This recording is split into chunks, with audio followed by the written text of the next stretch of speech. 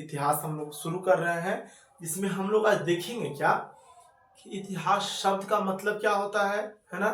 इतिहास की परिभाषा क्या होती है, हम इतिहास क्यों पढ़ते हैं, और जो इतिहास का वर्गीकरण किया गया है किस आधार पे किया गया है, और उसका वर्गीकरण क्या क्या है, हम इतनी चीज के बारे में आज जानने वाले हैं। ठीक है, तो क्लास में बने रहिए।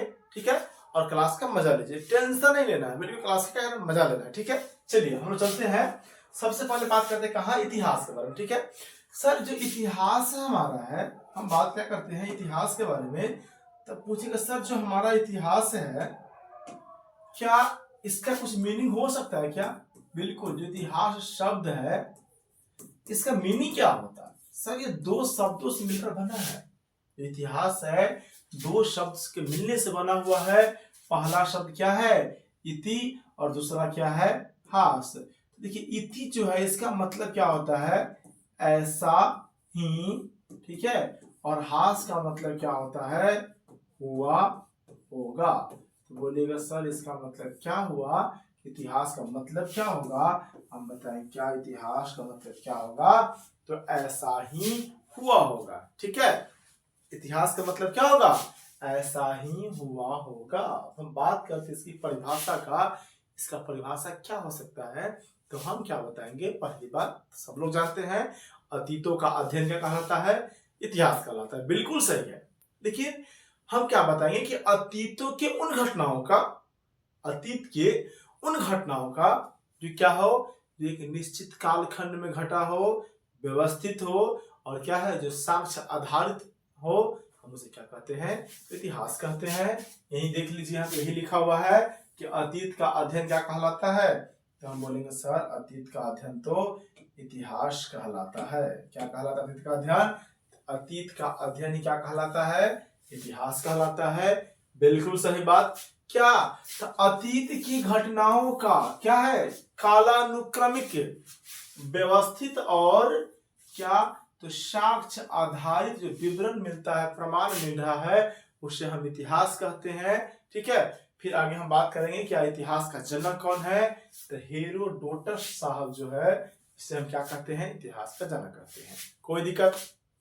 इतिहास क्या होता है, तो इतिहास अतीत के उन घटनाओं के बारे में बताता है जो एक निश्चित कालखंड में घटा हो, एक व्यवस्थित तरीके से हुआ हो। ठीक है, साथ में क्या है, तो उसका कोई ना कोई हमारे पास साक्ष्य प्रमाण हो, तो उसे हम क्या कहेंगे, इतिहास कहेंगे। इतिहास का जनक कौन है, तो हम क्या बताएंगे, इसका पिता कौन है, जनक कौन है, तो क्या बताएंगे, हेरोडोटस साहब है। ठीक है, अब हम बात करते हैं कि जो आखिर हम इतिहास को क्यों पढ़ते हैं। एक सवाल आता है कि सर इतिहास में बहुत सारा डेट है, बहुत सारे राजाओं के बारे में पढ़ना है, बहुत सारा वंश के बारे में हमें पढ़ना पड़ता है, भारत छोड़िए, भारत के अलावा दुनिया के बारे में भी पढ़ना पड़ता है, हम सर इतिहास क्यों पढ़े, क्या कोई जरूरी है। हम यही बात करने वाले कि हम इतिहास क्यों पढ़ेंगे। क्योंकि सबसे पहले बात देख लीजिए कि अगर आपको अपने अतीत के बारे में जानना है, क्या आप नहीं चाहते कि आप अपने बारे में जान पाए, और जब आपको अपने बारे में जानना है तो पहले आपको अपने पूर्वजों के बारे में जानना पड़ेगा, नहीं पड़ेगा। आपको अपनी सभ्यता संस्कृति जाननी है वर्तमान की, तो आपको पीछे जाना पड़ेगा, आपको देखना पड़ेगा कि जो हमारा समाज है उस समाज में हमारी सभ्यता क्या थी, संस्कृति क्या थी, हमारा खान पान, रहन सहन, रीति रिवाज क्या था। और जब हम वह जानेंगे तो उसके लिए हमें इतिहास पढ़ना पड़ेगा। ठीक है, पहली बात हम इतिहास इसलिए पढ़ना पड़ेगा कि हमें यह चीज देखना पड़ेगा ना कि अगर इतिहास में कोई ऐसा फैसला भी हुआ है क्या जो मानव समाज के लिए कोई अच्छा हुआ है, कोई बुरा हुआ है। ठीक है, तो हम अगर इन सारी बातों को हमको अगर जानना है तो हमें इतिहास का अध्ययन करना पड़ेगा। हमने पहला पॉइंट क्या बताया कि अगर आपको अपने अतीत के बारे में जानना है तो इतिहास पढ़ना पड़ेगा। ठीक है, दूसरा क्या है कि अतीत का विध्वंसात्मक, क्या कोई ऐसा फैसला भी है जो मानव समाज के लिए विध्वंस कारक हो गया है ना। जैसे आपने सुना है ना 1945 में क्या हुआ, परमाणु युद्ध हुआ, जापान में परमाणु बम गिरा दिया गया, क्या वो विध्वंस नहीं मचाया, क्या हमें सीखना चाहिए, नहीं सीखना चाहिए, सीखना चाहिए ना। और साथ में क्या है कि कुछ हमें सृजनात्मक काम भी हुए होंगे, निर्णय भी हुआ होगा। अगर हम इतिहास पढ़ेंगे तो हम इसके बारे में जान पाएंगे। ठीक है, जब हम इसके बारे में जानेंगे तभी तो हमारा अगला समाज जो है हम उस पर ध्यान में रख के काम करेंगे। ठीक है। तीसरा क्या है कि हम अपने सभ्यता और क्या संस्कृति के बारे में भी अगर हमें जानना है तो भी हमें क्या करना पड़ेगा सर, हमें इतिहास पढ़ना पड़ेगा। बिल्कुल। हम बात करते हैं इतिहास का वर्गीकरण के बारे में। ठीक है सर, हमारा जो इतिहास है क्या इसका वर्गीकरण किया जा सकता है? बिल्कुल सर। किन किन भागों में? तो हम बोलेंगे 2 भागों में हम अपने इतिहास को बांट सकते हैं। किस किस रूप में? तो एक परंपरागत वर्गीकरण है, दूसरा क्या है आधुनिक वर्गीकरण। चलिए अगर हम बात कर रहे परंपरागत वर्गीकरण का तो बोलेंगे सर परंपरागत वर्गीकरण जो हमारे इतिहास का है किसने दिया है? तो हम क्या बताएंगे, एक व्यक्ति है जे.एस. मिल ने। जो जे.एस. मिल साहब है उसने क्या किया, भारतीय इतिहास को यानी कि परंपरागत वर्गीकरण का कंसेप्ट किसने दिया है? जे.एस. मिल ने दिया है। क्या दिया है? जे.एस. मिल ने बताया कि भैया जो भारत का इतिहास है इसे 3 भागों में बांटा जा सकता है। और भाग कौन कौन सा है? हिंदू इंडिया, मुस्लिम इंडिया और ब्रिटिश इंडिया। किसने कहा? जे.एस. मिल ने कहा है कि भाई भारतीय इतिहास को हम 3 भागों में बांट सकते हैं। कौन कौन सा? तो मुस्लिम इंडिया, सॉरी हिंदू इंडिया, दूसरा मुस्लिम इंडिया, तीसरा ब्रिटिश इंडिया। क्या ऐसा कोई कालखंड है? बिल्कुल है। जे.एस. मिल ने कहा कि पाषाण काल से लेकर के, कहां से? पाषाण काल से लेकर के 1206 ईस्वी तक के कालखंड को हम किस नाम से जानेंगे? तो हम हिंदू इंडिया के। अब बोलेगा सर पाषाण काल तो समझ में आ रहा है कि किसकी? तो मानव सभ्यता की शुरुआत है। लेकिन 1206 में भारत में ऐसा कौन सा घटना घटा इसे इन्होंने क्या किया, पूरा साम्राज्य को ही चेंज माना। तो सर 1206 में जो हुआ था, 1206 में क्या हुआ, तो दिल्ली में क्या हुआ, मुस्लिम साम्राज्य की स्थापना हुई। दिल्ली में क्या हुआ, मुस्लिम साम्राज्य की स्थापना हुई। और यह किया कौन? ऐबक, एक व्यक्ति है, नाम क्या उसका? कुतुबुद्दीन ऐबक। यह ऐबक कौन है? तो बोलेगा सर यह तो मोहम्मद गौरी का कौन है? गुलाम है। और यह गुलाम है इसलिए क्या किया, तो गुलाम वंश की स्थापना कर दी। जो ऐबक है इसने क्या किया भारत में, तो गुलाम वंश की स्थापना कर दी। किस वंश की स्थापना की? गुलाम वंश। कुतुबुद्दीन ऐबक ने भारत में किस वंश की स्थापना की है? तो बोले क्या सर, गुलाम वंश की स्थापना की। कब किया है? 1206 में। तो जो जे.एस. मिल साहब है उसने कहा कि जैसे ही भारत में किसके, कुतुबुद्दीन ऐबक के द्वारा इस्लामिक साम्राज्य की स्थापना की गई, वहां से इन्होंने क्या मान लिया कि भैया अब क्या हुआ, हिंदू इंडिया का कंसेप्ट खत्म हो गया। अब प्रारंभ क्या होता है भारत में? मुस्लिम इंडिया।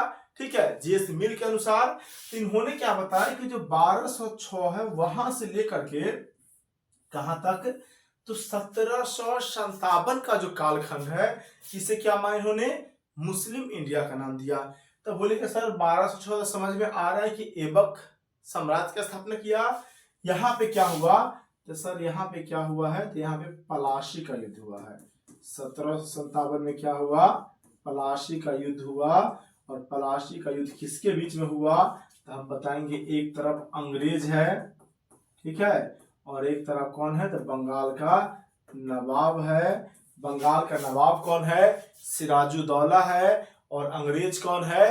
तो क्लाइव है। लिख ही लेते हैं अंग्रेज कौन है, तो बोलेंगे सर यहाँ पे तो रॉबर्ट क्लाइव है। और नवाब कौन है? नवाब सिराजुद्दौला है। सिराजुद्दौला है। तो जो बंगाल का नवाब सिराजुद्दौला है वह और अंग्रेजी अधिकारी रॉबर्ट क्लाइव के बीच में क्या होता है, एक युद्ध होता है। कब? 1757 ईस्वी में, जिस युद्ध में सिराजुद्दौला की हार हो जाती है और जीतता कौन है? Robert Clive. इसके बाद बंगाल का अगला नवाब जो बनता है वो मीर जाफर बनता है। और ऐसा माना गया कि जो मीर जाफर है वह किसी कठपुतली है, तो रॉबर्ट क्लाइव की कठपुतली है। इसलिए क्या माना है कि अब भारत में किसकी, ब्रिटिश सत्ता प्रारंभ हो चुकी है। तो जे.एस. मिल ने कहा कि भैया यहां से क्या होता है, मध्यकालीन यानी कि मुस्लिम इंडिया खत्म होता है और ब्रिटिश इंडिया प्रारंभ होता है। तो 1757 से लेकर के 1947 तक का जो कालखंड है इसे जे.एस. मिल ने क्या नाम दिया, तो क्या बोलेंगे सर, इसको नाम इन्होंने क्या दिया है, ब्रिटिश इंडिया नाम दिया है। ठीक है, चलिए हम अगला चलते हैं। भारत क्या है, आधुनिक वर्गीकरण। तो आधुनिक वर्गीकरण को भी 3 भागों में बांटते हैं, प्राचीन भारतीय इतिहास, मध्यकालीन भारतीय इतिहास और आधुनिक भारतीय इतिहास। तो जो प्राचीन भारतीय इतिहास है इसका कालखंड क्या दिन माना जाता है कि 2350 ईस्वी से लेकर के और कहा तो 700 ईस्वी। प्राचीन भारत इतिहास का कालखंड 2350 हड़प्पा सभ्यता की शुरुआत से लेकर के और 700 ईस्वी का कालखंड है, वहां तक माना जाता है। क्योंकि क्या हुआ होता है भारत में कि 700 ईस्वी आते आते भारत में क्या होता है, क्षेत्रीय राज्यों की उत्पत्ति होने लगती है, छोटे छोटे राज्य का उत्थान होता है और यह राज्य क्या होता है, इतने आक्रामक होते हैं, आपस में ही लड़ते रहते हैं। ठीक है, क्योंकि इससे पहले जो भारत में एक ताकतवर राजा था, हर्षवर्धन था कनौज का, उसकी मृत्यु हो चुकी है। ठीक है, तो इसीलिए माना क्या गया कि भाई यहाँ से क्षेत्रीय राज्य की उत्पत्ति, मतलब कोई केंद्रीय शक्ति बचा नहीं है ना। तो इन्होंने क्या माना गया यहाँ पे, यहाँ से क्या होता है तो भाई प्राचीन भारत खत्म होता है और अब आगमन किसका हो चुका है, मुस्लिमों का। तो इसे क्या मध्यकालीन भारतीय इतिहास में रखा गया। ठीक है, जो मध्यकालीन भारतीय इतिहास है इसे क्या माना गया कि 700 ईस्वी से लेकर के और 1707 ईस्वी का कालखंड क्या माना गया, तो मध्यकालीन भारतीय इतिहास। 1707 में क्या हुआ है, तो एक अधिकारी है, नाम क्या हो, एक राजा है औरंगजेब, एक मुगल सम्राट है औरंगजेब, और औरंगजेब की क्या हो जाती है, मृत्यु हो जाती है। भारत में सबसे अंतिम ताकतवर मुगल सम्राट जो है वो कौन है, औरंगजेब है। जैसे ही इसकी मृत्यु होती है भारत में कोई क्या है, केंद्रीय शक्ति उतना मजबूत नहीं है जितना कि औरंगजेब तक था, है ना। तो अब क्या होगा भारत में, अब मुगल टूटेगा, फिर से क्या होगा, छोटा छोटा राज्य बनेगा। तो मतलब इसे क्या माना गया कि भैया अब मुस्लिमों का दौर खत्म हो गया है, मतलब मध्यकालीन भारतीय इतिहास की समाप्ति। प्रारंभ क्या होगा, सब प्रारंभ क्या हो जाएगा यहाँ से, आधुनिक भारत। और आधुनिक भारत 1707 ईस्वी से लेकर के 1947 तक का जो कालखंड है उसे क्या माना गया, आधुनिक भारत। एक चीज और बताते हैं, जो मध्य का, जब भारत में मुस्लिम शासक हुए, इन्होंने क्या किया था कि भारतीय क्षेत्रों को प्रशासन करने के लिए, शासन करने के लिए अलग अलग सामंतों में बांट दिया। इसी समय क्या है, सामंतवाद एक कंसेप्ट आया था मुस्लिमों के समय में।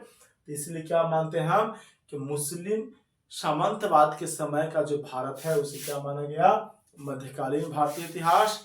सामंतवाद से पहले का काल प्राचीन और सामंतवाद के बाद का काल ब्रिटिश काल माना गया है। कोई दिक्कत यहां तक किसी को?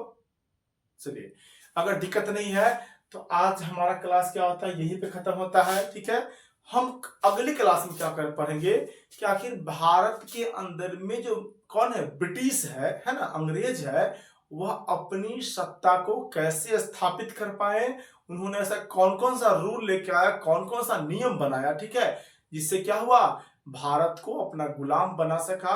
तो हम अगला इन्हीं टॉपिक पे बात करेंगे। कोई दिक्कत? चलिए, अगर क्लास अच्छा लगे तो शेयर कीजिएगा, सब्सक्राइब कीजिएगा और लाइक जरूर कीजिएगा। ठीक है, धन्यवाद।